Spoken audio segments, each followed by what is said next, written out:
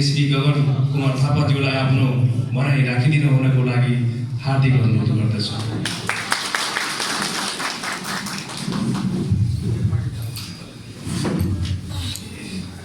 यो पौषको 29 गते पौषको 5 गतेको संवैधानिक पुल नभएको भए हाम्रो संसदको बैठक चलिरहेको थियो र हामी यो बेलामा संसदभित्र केही महत्त्वपूर्ण विषयहरू उठाएर त्यसमा बहस गरिरहेका हुन्थ्यौँ।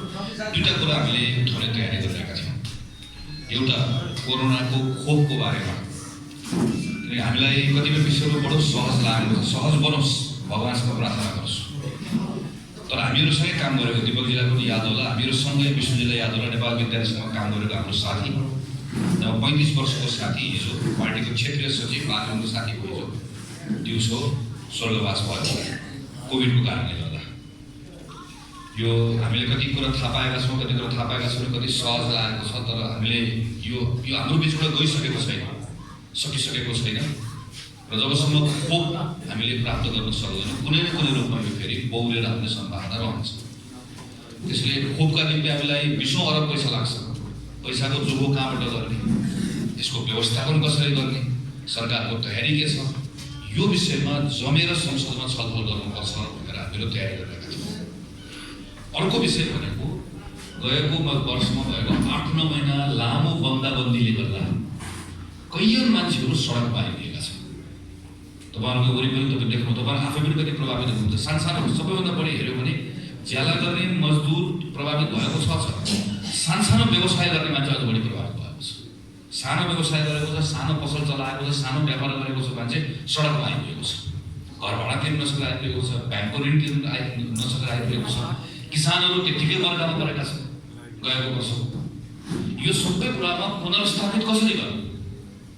संसारका देशहरू, ठुलो धनी देश, संयुक्त राज्य अमेरिकादेखि ठुलो देश, ठिक्क ब्राजिलदेखि लिएर सानो देशहरूसम्म, गरिब देशहरूसम्म, हामीले बङ्गलादेश हेऱ्यो भने, श्रीलङ्का हेऱ्यो भने उनीहरूले अरबौं रुपियाँको प्याकेज लिएर आएको छ। त्यो अरबौं रुपियाँको प्याकेज लिएर आफ्नो नागरिकलाई मद्दत गरेको छ। उदाहरणको लागि जस्तो अमेरिका प्रत्येक घरको नागरिकलाई उसले $1200 पैसा पठाइदिएको छ खर्च गरेर। नागरिकले पैसा खर्च गर्यो भने व्यापार चल्छ, व्यापार चल्यो भने घुमेर पैसा फेरि बजारमा रहन्छ आउँछ भनेर। यता ब्राजिल जस्तो देशमा हेऱ्यो भनेदेखि भने उसले हाम्रो जुन वृद्ध भत्ता भनेको जस्तो पैसा छ, 5000 पाउने पैसा छ, उसले 15000 बनाइदिएको छ। नागरिकले पैसा पायो भने उसले त्यो पैसा लिएर खाद्यान्न किन्छ, खाद्यान्न किनेर बजार चल्छ, बजार चल्यो भने कर उठ्छ, फेरि किन्छ। हाम्रो सन्दर्भमा भने यो के पनि कामहरू भयो। त्यसले के गर्न सकिन्छ, कसरी गर्ने होला, यी विषयहरू हामीहरू तयारी गरिरहेका छौँ। अर्थात् हामी नेपाली जनताले अहिले भोगिरहेको विषय, जनताको विषय, दुःखको विषय, उनको विषयमा संसदमा गएर सरकारको ध्यान आकर्षण गर्न चाहन्थ्यौँ, सरकारमाथि प्रश्न गर्न चाहन्थ्यौँ, दबाब दिन चाहन्थ्यौँ। तर गए एकैपटक। अब हेर्नुहोस् त हाम्रो वरिपरि के गरेको छ। हामी अहिले एकछिनमा अदालतमा बहस सुरु हुन्छ संसदको विघटनको मुद्दामा। हाम्रो सबैको ध्यान कहाँ जान्छ? अदालतमा जान्छ। प्रदेशको सरकार कतिखेर विघटन हुने हो, प्रदेश सभा कतिखेर विघटन हुने हो थाहा छैन। हाम्रो ध्यान कहाँ जान्छ? त्यहाँ जान्छ। हाम्रो ध्यान कहाँ जान्छ? अब सरकार नेपाल कम्युनिस्ट पार्टीको झगडामा निर्वाचन आयोगले चिन कसलाई दिएला त्यतातिर जान्छ।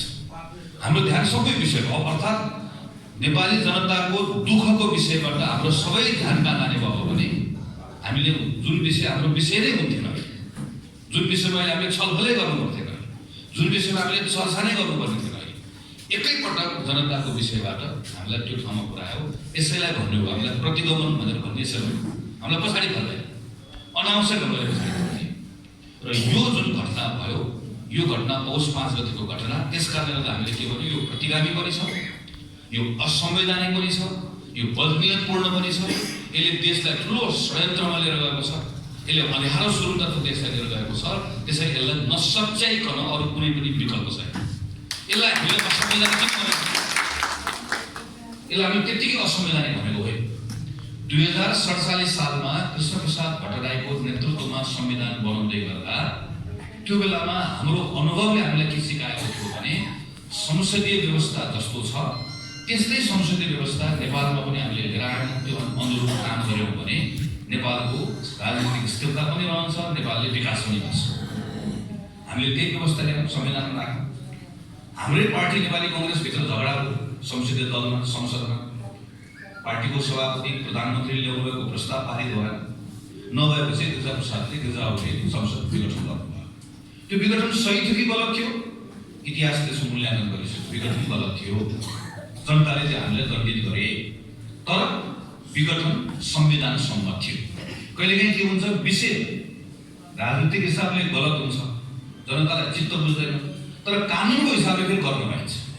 किनकि 47 सालको संविधानमा एउटा धारा थियो, धारा 53(4), जसमा के लेखिएको थियो भने मन्त्री परिषदले सिफारिस गर्यो भने संसद विघटन हुन्छ। किन्तु परन्तु के भन्छ, सिफारिस गर्यो सक्छ। यस्तो धारा संसारका थुप्रै संसदीय व्यवस्था भएको संविधानमा राखिएको हुन्छ। हाम्रोमा पनि थियो। हामीले विघटन गरेपछि मनमोहन अधिकारीले पनि त्यही धारा प्रयोग गरेर विघटन गर्नुभयो। सूर्यबहादुर थापाले पनि त्यही धारा प्रयोग गरेर विघटन गर्नुभयो। शेरबहादुर देउवाले पनि त्यही धारा प्रयोग गरेर विघटन गर्नुभयो। लगातार हाम्रो संसद विघटन हुँदै गयो। पछि राजाको कु, 60-65 सालको आन्दोलन, नयाँ संविधान सभामा फेरि छलफल भयो। छलफल हुँदै गर्दा तीनटा विषय आयो। एउटा, माओवादीले के ल्याएको प्रस्ताव, अब नेपालमा 5 वर्षको लागि सबै जनताले भोट हालेर प्रत्यक्ष निर्वाचित राष्ट्रपतिको व्यवस्था गर्ने। एमाले ल्यायो, अब जनताले प्रत्यक्ष निर्वाचित गरेको प्रधानमन्त्री राख्ने। काङ्ग्रेसको प्रस्ताव, संसदीय व्यवस्था राख्ने। तीनटा प्रस्तावमा छलफल हुँदै गएपछि हामी कहाँ पुग्यौँ भने नेपाल जस्तो देशको लागि संसदीय व्यवस्था आवश्यक छ। किन संसदीय व्यवस्था आवश्यक छ? नेपालको विविधताको कारणले गर्दा, हाम्रो जातीय विविधता, हाम्रो धार्मिक विविधता, हाम्रो सांस्कृतिक विविधता भएको कारणले गर्दा हामी कहाँ संसदीय व्यवस्था चाहिन्छ। एक, तर संसदीय व्यवस्था हामीले पहिलाको जस्तो राखेर हुँदैन। त्यसैले हामी नेपालका निम्ति एउटा मौलिक खालको व्यवस्था गर्यौँ। सबैभन्दा पहिला हामीले के गर्यौँ? हामीले मिश्रित निर्वाचन प्रणाली अवलम्बन गर्यौँ। 165 जना सांसद प्रत्यक्ष आउने, 110 जना समानुपातिक आउने। किन?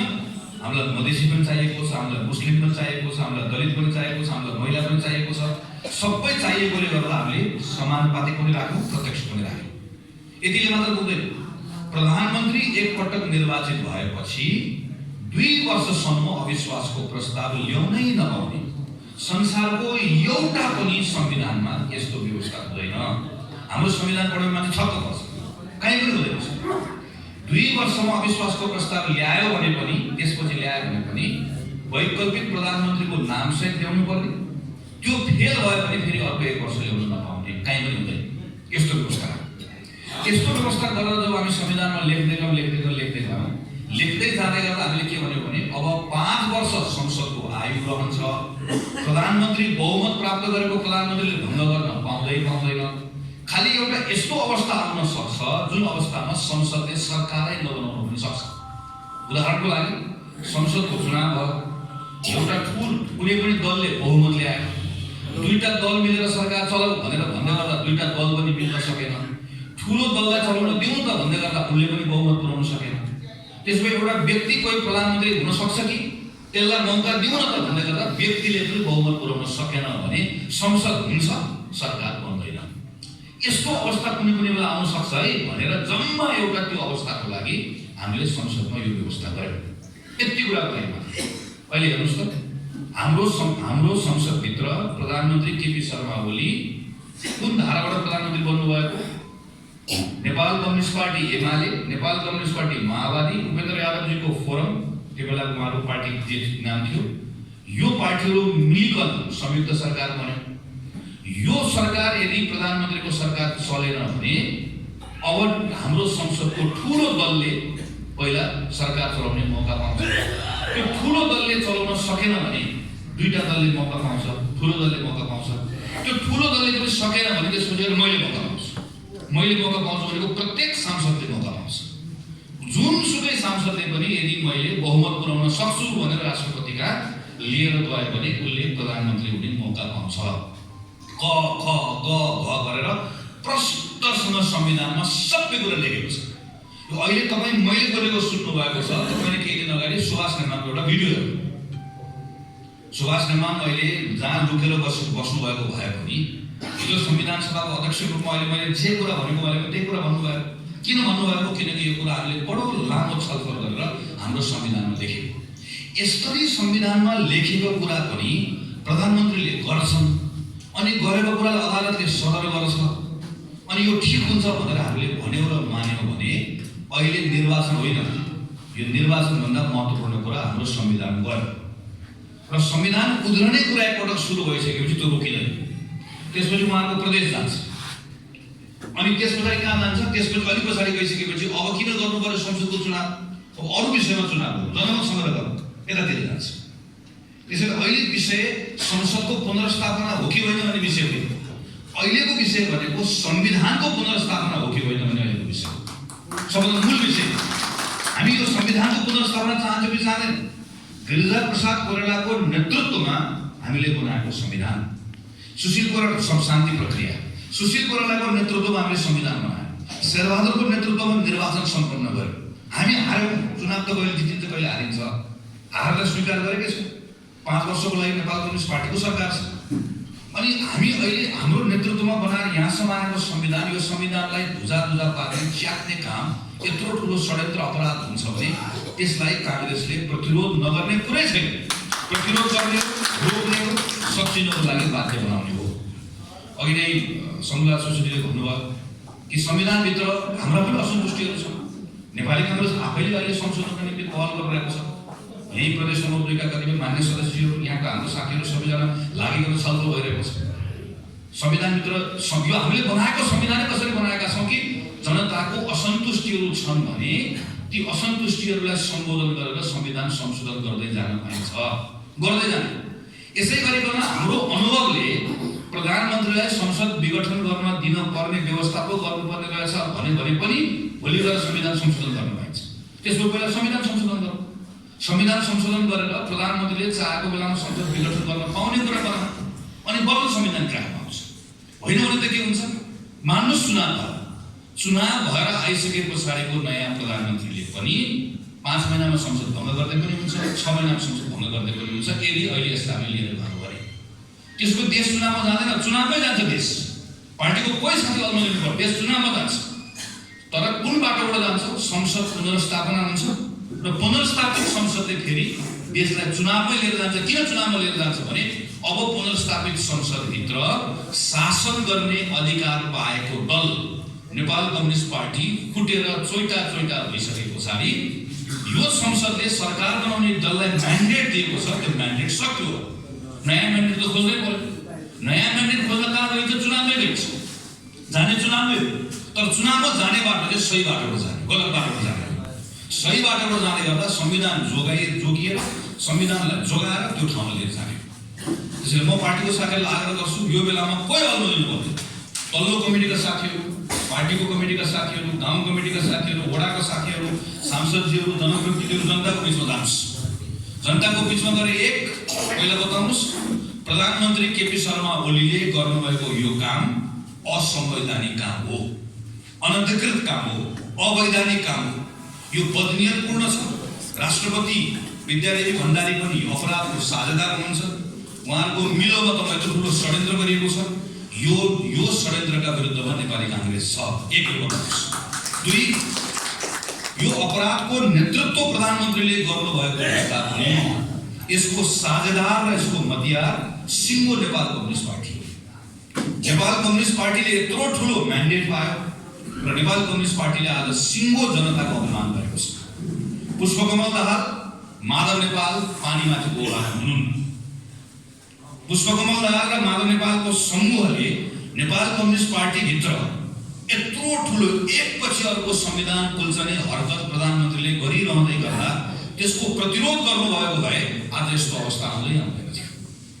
आज प्रधानमन्त्रीले यसरी सनकको भरमा गएर संसद भङ्ग गर्ने हैसियत हिम्मत राख्नुहुन्न थियो, त्यो दुस्साहस गर्दै गर्नुहुन्न थियो। तर भइदियो के? भइदियो, उहाँले समयमा त्यसको प्रतिरोध गर्न सक्नुभयो। आज हामी यहाँ छौँ भनेर लेखेर चाहिँ माइतीको मण्डला बाहिर आएर स्टिकर टाँसेर बस्नु परेको छ। हिजो संसदभित्र यत्रो ठुलो लडाइँ नेपाली कङ्ग्रेसले लडेको बेलामा, हामीलाई अपमानित गरिरहेको बेलामा उहाँले हेर्नु सक्नुभयो।